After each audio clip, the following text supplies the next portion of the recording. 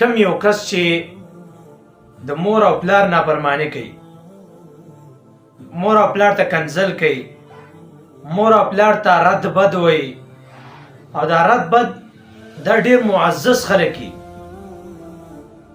ډېر اوچت خلک دي، لیکن مور ته پلار ته ډېر سپک ګوري. معاشرې ته چې راشي دا خلک، نو خلک یې ډېر عزت کوي، یاره پلانی صاحب رالی و، ډنګری صاحب رالی. خو چې کله دغه کس د مور او پلار سره احسانات ویني، د مور او پلار سره معاملات ویني، نو ډېر صفر دي.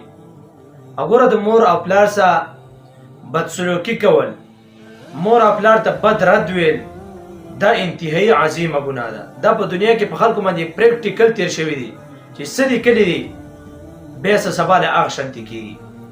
عوام ابن حشب رضی الله تعالی عنه د واقعه را نقل کړې ده، وایي زه په ایران کې نیشاپور یو کلی دی، وایي ما سفر کوو، زه هغه کلي ته ورسېدم، نیشاپور ته. وایي چې کله نیشاپور ته ورسېدم، وایي هلته مې د مازدیګر لمونځ په جومات کې وکړ. وایي د جومات نه چې بار ته راووتم، هدیره وه، مقبره وه، هغې ته راووتو. وایي چې کله مقبرې ته راووتو، نو په دې کې یو قبر ما ولیده چې وشلېده، قبر وشلېده. دې قبر نه یو سړی راپاڅېد، سړي سر دا خر و، څنګه چې د خر سر یې دقه شان د سړي سر و، د قبر نه چې کوم راپاڅېد نور بدن یې در انسان و.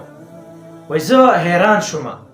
وایي دا کس چې راپاڅېد، وایي دا درې چغې د خر په شانتې ویستې، څنګه چې خر یو نړ کوي، چغه کوي، دقه رنګې چغې دې کس ووالې، درې نړې وکړه، بېرته ته قبر سوری شه، بېرته ته ننوت.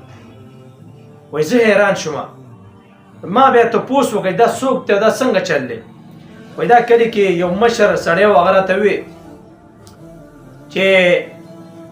چې تاسو دا مخامخ کور یې نه یي؟ ما ورته وویل چې او.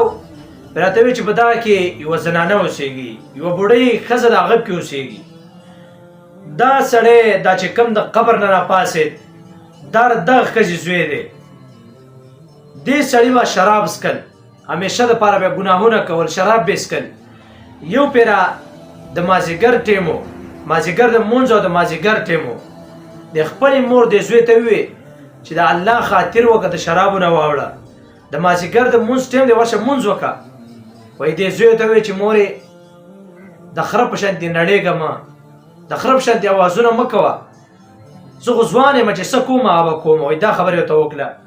وایي هغه وخت خو لږ وخت تېر شو، هغه سړی مړ شه.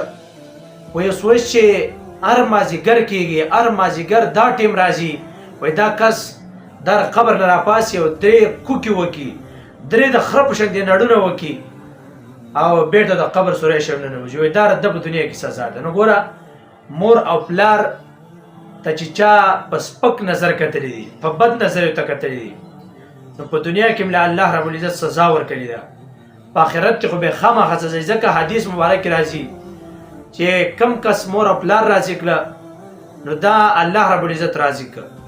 کم کس چې مور او پلار خپایي، نو دا داسې چې الله رب العزت یې خپایي.